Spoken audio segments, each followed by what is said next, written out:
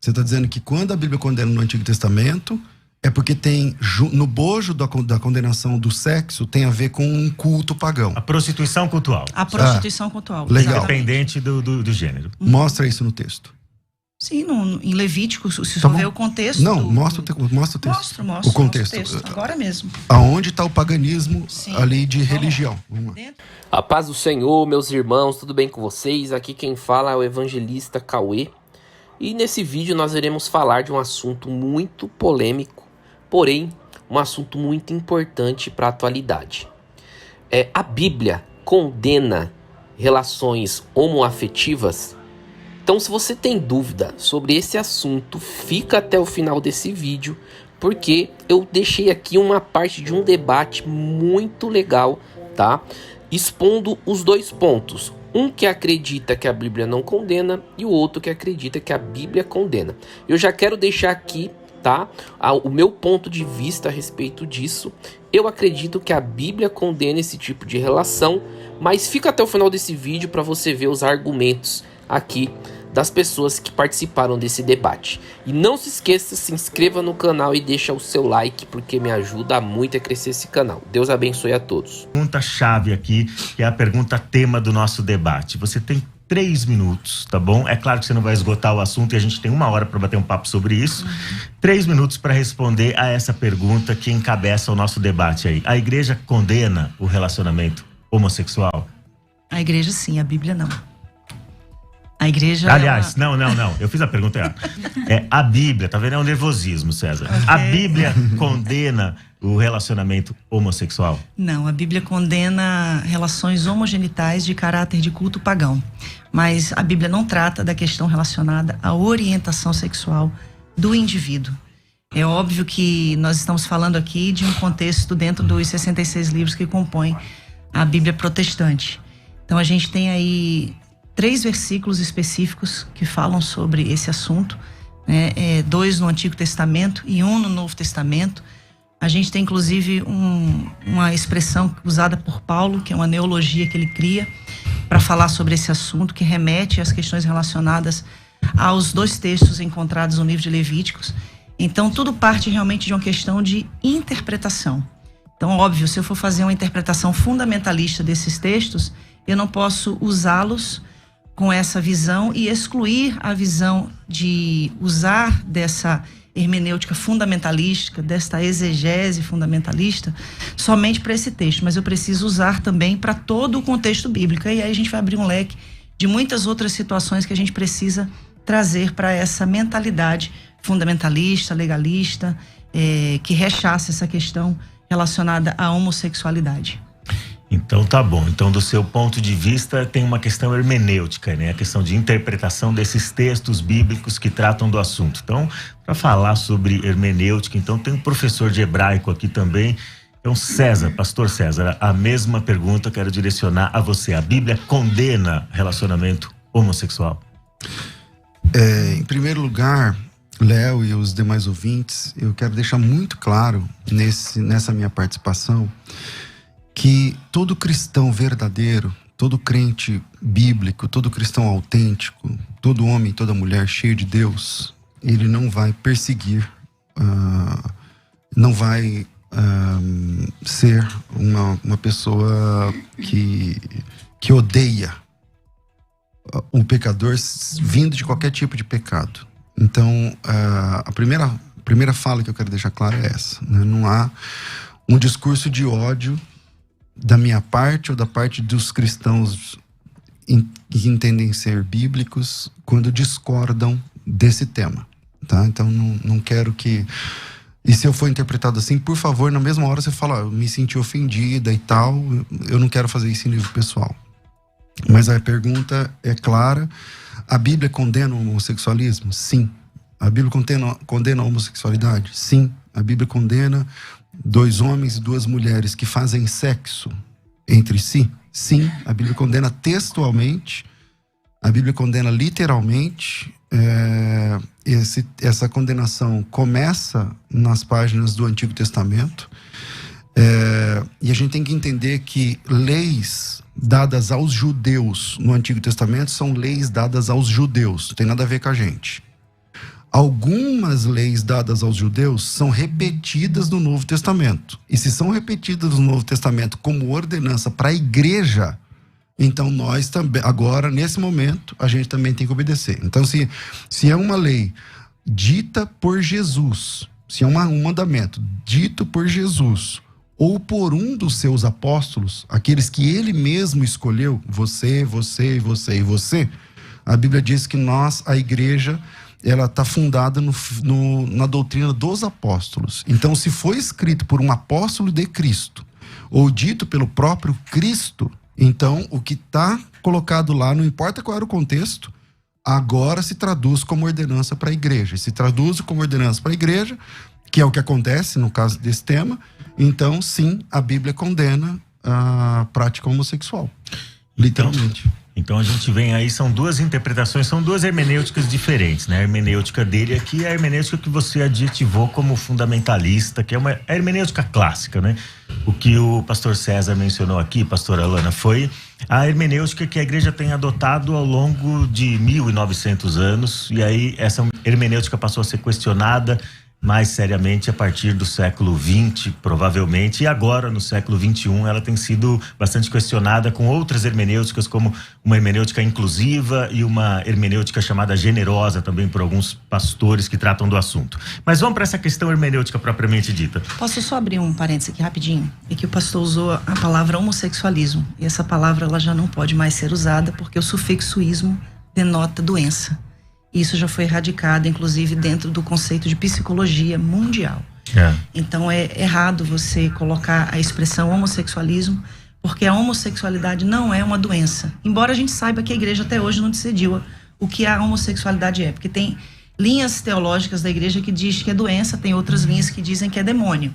Né? Então, dentro do conceito científico, o sufixo ismo não pode mais ser utilizado, porque não é mais considerado doença. Aliás, a gramática que envolve esse debate, como tantos outros debates, né? A gramática que envolve esse debate, ela está sempre mudando, né? Então a gente acaba... Em minha defesa, só quero dizer o seguinte, que essa compreensão, ela é uma compreensão do movimento homossexual ainda.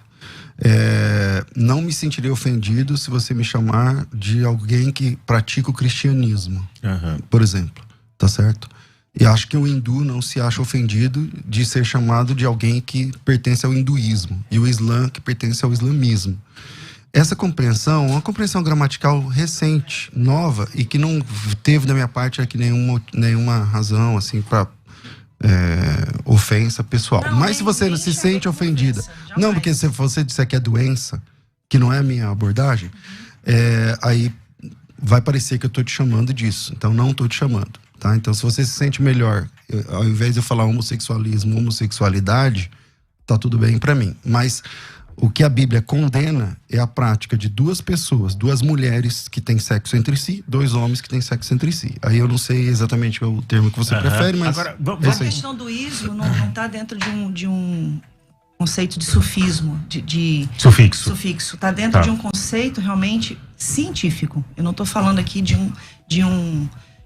uma questão relacionada ao hinduísmo, cristianismo. Estou falando de um sufixo que é usado para denominar uma doença. Sim. Estou falando dentro de uma questão científica. Dentro de uma classificação você está falando, né? Então, dentro exato. Do jargão médico você está falando, do jargão científico e do jargão médico, né? Porque, de fato, como o pastor César mencionou, pastora, esse sufixo ismo, ele não vai denotar sempre uma doença, né? Ele, por exemplo, pode denotar uma escola de pensamento, no caso que ele descreveu aqui, uma religião e tudo mais. Mas vamos para as perguntas, já que a gente está mencionando aqui essa questão dos textos bíblicos e como a Bíblia trata do assunto, né? Eu achei interessante essa diferenciação que o pastor César fez, de chamar a atenção para a questão da conduta propriamente dito. A pastora mencionou aqui outra expressão, outro termo, que é o termo orientação. A gente sabe que essas duas palavras designam coisas diferentes. Orientação, hoje a gente está habituado a pensar nesse termo designando um desejo sexual, uma tentação sexual, uma inclinação sexual em favor de um determinado gênero, né? Então a gente chama isso de orientação homossexual, orientação bissexual, orientação heterossexual. Conduta já não tem a ver meramente com o desejo, não tem a ver meramente com a inclinação, com a fantasia, com a tentação, mas tem a ver com a prática propriamente dito. Então a pergunta que fica agora para vocês dois responderem, aí eu vou pedir 2 minutos para vocês responderem, tá bom? Existem passagens clássicas no Antigo e no Novo Testamento que parecem condenar claramente a conduta homossexual. Homem se deitando com homem, mulher se deitando com mulher. A Bíblia não fala nada sobre orientação sexual no sentido que nós aprendemos agora, no sentido moderno da palavra. Então ela não vai falar sobre inclinação, ela vai falar sobre a conduta. É a conduta que é condenável. Então aparecem inúmeros textos, não são muitos textos, mas são textos suficientemente claros, pelo menos do ponto de vista da teologia e da hermenêutica cristã ao longo de quase 20 séculos. Como um cristão honesto com a Escritura, que quer se submeter à palavra de Deus, deve interpretar essas passagens, como por exemplo em Levítico, Deuteronômio, as passagens nas cartas do apóstolo Paulo. Como que um cristão pode lidar com essas passagens, ao invés de fugir? Porque o que eu percebo é assim, há alguns homossexuais ou militantes da causa LGBT que simplesmente negligenciam a Bíblia, negam a autoridade da Bíblia, a suficiência da Escritura e partem por uma interpretação pessoal. E nesse não me parece ser o seu caso. Você vai para a Bíblia e vai lidar com esses textos. Como é que um cristão honesto pode ir para a Bíblia e lidar com esses textos, pastora Lana? Primeiramente, eu quero dizer que existe uma grande dificuldade de um cristão lidar com essa questão, principalmente se for um cristão gay. Porque ele cresce ouvindo que ele não é aceito como é. Sim. Né? E muitas vezes existe até aquela homofobia cordial. Deus ama o pecador, mas aborrece o pecado. A gente te ama, mas você tem que mudar. É uma linguagem que até é cheia de cordialidade, mas por trás disso existe realmente uma rechaçação, uma exclusão. Segunda coisa que a gente precisa entender é que a Bíblia ela vai sempre precisar ser avaliada dentro de uma questão popular.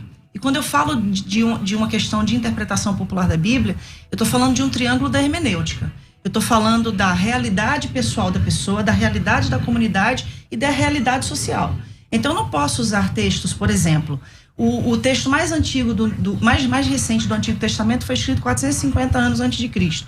O mais recente do Novo Testamento, 90 anos depois de Cristo. Aí eu pego palavras que foram usadas nesses textos e insiro um vocábulo que foi criado em 1868 por Karl Marx Bennett, que foi um jornalista austro-húngaro, que era escritor, poeta e ativista dos direitos humanos. Você está falando do termo homossexual. E aí a gente usa esse termo que foi criado no século XVIII século XIX para colocar aí em textos bíblicos que foram escritos séculos, milênios antes dessa ocasião. Então a gente precisa realmente fazer uma leitura popular, uma leitura que traga a manifestação da graça, porque se eu for escolher textos aonde eu vou dizer, não, esse texto aqui do Antigo Testamento eu posso aplicar hoje, mas esse aqui eu não posso. Então por que eu tenho que selecionar textos das Escrituras e dizer o que vale e o que não vale para o cristão da atualidade? E uma outra coisa que responde a sua pergunta pontualmente, nenhuma passagem bíblica, nenhuma, condena a homossexualidade, o sexo entre pessoas iguais no conceito de orientação sexual, mas a Bíblia não fala sobre orientação sexual. Se a gente for falar do que a Bíblia não fala, existem muitos temas atuais que a Bíblia também não fala, mas a gente usa a palavra de Deus como a nossa bússola no conceito de princípios divinos. Então, o que eu estou querendo trazer aqui todas as vezes que a Bíblia fala, 2 vezes no Antigo Testamento e 1 vez no Novo Testamento, sobre relações homogenitais, inclusive somente no Novo Testamento é que se fala sobre relações homogenitais entre mulheres, que é o famoso texto de Romanos 1, 26, 27. Então a gente vai entender que todo o contexto, ele fala de questões de cultos pagãos. Em Levíticos, o contexto está inserido dentro dos rituais egípcios e cananitas, de onde o povo veio e para onde o povo estava indo. Então, o problema da igreja em si é a gente querer pegar esses textos isolados, fazendo uma exegese e não uma exegese, dando uma interpretação de acordo com aquilo que a gente compreende. E nisso, não só dentro desse conceito, porque se a gente for falar sobre isso só dentro da questão da homossexualidade, a gente vai pecar contra fatores que são muito também relevantes, aos quais precisou-se haver essa abertura de compreensão para se trazer uma luz de graça sobre determinados e N outros assuntos. Tá bom, pastora. Agora vou fazer a mesma pergunta para ele, né? Então ela mencionou aí que muitas vezes a gente faz uma exegese. Para quem está ouvindo aí não sabe a diferença entre exegese e exegese. Exegese é quando você extrai o significado ou depreende o significado do texto. Exegese é quando você impõe um significado espúrio ao texto. A Bíblia trata dessas questões claramente, pastor? E se a Bíblia trata, como que um cristão deve chegar para esses textos e que hermenêutica ele deve usar? Que interpretação ele deve dar para esses textos? Bom, sempre na pauta que eu falei no começo, com todo respeito, pessoal que você merece, ela citou aí um jargão meio evangélico, né? Que Deus ama... Como é? Deus ama o pecador e aborrece o pecado. Beleza. Bom, o que a Bíblia diz, pessoal? Infelizmente, Deus não aceita ninguém como a pessoa é. Deus não aceita a mim como eu sou, Deus não aceita você como você é. Porque se Deus aceitar a gente como a gente é, não precisa de graça, não precisa de salvação, não precisa de mudança de vida, não precisa de conversão. Se Deus me aceita como eu sou, eu tô falando de todos, tá? Tô falando de todos e todas. Eu tô falando de mim, inclusive. Se Deus me aceita como eu sou, então não precisa de Cristo, não precisa de salvação, não precisa de redenção, não precisa de igreja, não precisa de batismo, não precisa de nada. Agora, a grande notícia da graça é que Deus não te aceita como você é, mas Ele te recebe como você está. E isso é para heterossexuais, isso é para homossexuais, tá para todos os seres humanos. Você tá entendendo? A leitura bíblica, eu não sei exatamente, aí a gente pode tratar, e eu acho que o tempo é muito curto, mas a leitura bíblica, você enxerga, parece que 2 textos no Antigo e um no Novo Testamento, né? Para mim, um texto já é suficiente, mas tem muito mais do que esses 3 textos que tratam a respeito do tema, que desenvolvem esse tema. E a grande questão é que Deus, ele não aceita, porque a questão... Eu não estou falando da homossexualidade, eu estou falando da prática homossexual. Uma pessoa pode ter desejo por qualquer tipo de prática sexual e ser salva. E tá tudo bem, eu creio assim na Bíblia. Tá lá em Mateus capítulo 19, acho que 10 ou 11 ou 12, que você deve conhecer bem o texto. A pessoa pode ter uma vontade de um desejo sexual e suprimir essa vontade por ela mesma, por devoção a Deus. E tá tudo bem, entende? Agora, o que Deus condena, o que a Bíblia condena textualmente, peremptoriamente, é a prática sexual entre 2 homens ou 2 mulheres. E nisso, ela mesma falou que tem alguns textos, ela diz que tem 2 no Antigo Testamento e 1 no Novo Testamento. Esses próprios textos já não bastariam para resolver o problema, porque são 3 textos. Tá bom, quantos textos tem para fazer ceia? Ordenando a ceia. E você faz a ceia na sua igreja. Então, o número de textos não é um argumento. Se o texto está no Antigo Testamento, então nós temos um parâmetro moral. Se ele é repetido no Novo Testamento, então nós temos uma regra para a igreja. Então, está repetido no Novo Testamento? Tá. Então, esquece o Antigo. A gente pode ir lá no Antigo, a minha área é o hebraico, eu até sou melhor lá no Antigo, não manjo muito do grego, sei ler, escrever, mas não sou, assim, sou alfabetizado apenas. Mas eu quero trabalhar com o texto do Novo Testamento, que nem é a minha especialidade. É a ordem de um apóstolo? Está na Bíblia Sagrada? Então a Bíblia diz. Eu só queria pontuar uma coisa muito importante, que ele falou que eu disse que tem 3 textos, mas eu não disse que tem 3 textos que condenam a homossexualidade. Eu disse que são 3 textos que condenam relações homogenitais relacionadas a culto pagão. O que você chama de homogenital, para eu entender? Atos homogenitais. Então, o que você chama de ato homogenital? De 2 homens, de 2 mulheres. Sexo entre iguais. Sim, relacionado a um culto pagão. Da mesma maneira que, se houver esse sexo heterossexual, heteronormativo, para um culto pagão, também vai ser condenável. Então, da mesma maneira. Então, o desafio é... Eu entendi. Você está dizendo que quando a Bíblia condena no Antigo Testamento, é porque tem, no bojo da condenação do sexo, tem a ver com um culto pagão. A prostituição cultural. A prostituição cultural. Legal. Independente do gênero. Mostra isso no texto. Sim, em Levítico, se Tá você bom. ver o contexto. Não, mostra o texto. Mostro o contexto. agora mesmo. Aonde está o paganismo Sim. ali de religião? Vamos lá. Dentro do contexto de Levítico 18, ok? Se a gente for em Levítico 18 e Levítico 20, eu não estou falando de um texto, pastor. Agora não é mais texto. Não, eu estou falando então, de um contexto. então. Não, todo o tempo eu falei de contexto. Eu Não, falei então que o que mostra, a gente não Mas o pode que é contexto? Contexto é o que está em volta do texto. é o antes e o depois. Isso. Tem Então, dois tipos de contexto. nesse Pelo jeito você fez teologia, é legal. É legal conversar com quem manja. Tem contexto imediato e contexto remoto. Sim. Você está falando do contexto imediato ou do remoto? Eu estou falando dos dois contextos. Então apresenta ele no bojo do texto, em volta ali do Eu texto. tenho Pode tempo ser para ler? Para ler Levítico 18, para ler Levítico 20, porque eu vou ter que ler todo o contexto, porque nesse contexto não só fala da questão relacionada a atos homogenitais, fala da prostituição cultural. Então tudo que está relacionado à prostituição cultural, seja entre heterossexuais, seja entre homossexuais, vai ser condenado. Então, agora é a difícil mostrar mesma isso no coisa. texto, né? Porque você sabe que essa é uma compreensão teológica sua, mas não textual. Não tem texto nem contexto. Então o senhor Você faz tem assim, uma ó. interpretação de Levítico 18 dizendo o seguinte: aqui onde fala isso, é por causa disso, disso, disso. Aí eu respeito. Sim. Agora, se você disser assim, é por causa disso, disso, por causa desse texto, aí beleza, é só apresentar o texto. Porque o maior problema da gente hoje é a gente pegar esses textos isolados para condenar milhares de pessoas.